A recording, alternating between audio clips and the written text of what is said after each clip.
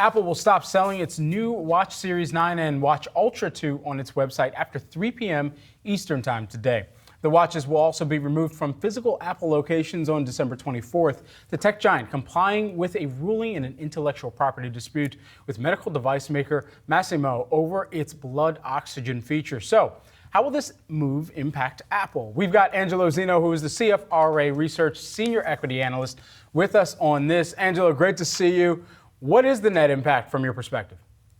Yeah, no, thanks for having me. So, when we kind of look at Apple Watch sales, we estimate that it's about 4 to 5% of total revenue, right? And clearly in the December quarter, that's kind of their bread and butter quarter. The good news is we're talking about this kind of being completely wiped off of Apple's ecosystem. Let's say after the 24th, and you kind of just mentioned it's going to stop selling online after 3 p.m. Eastern Time today.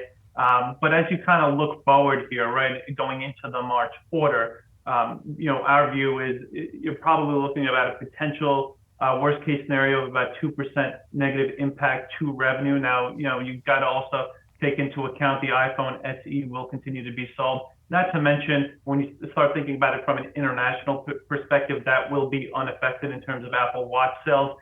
You look at international sales north of 60% of their revenue over the last year. So overall, this is not something you want to see if you're an investor, but nonetheless, it's something that Apple, we believe, will be able to weather. Angelo, what about the fact that Masimo was successful in this? Because in a statement, they did come out and say that it demonstrates that even the world's most powerful company must abide by the law. Other challenges, do you see that at all likely down the line, given the fact that Masimo was successful?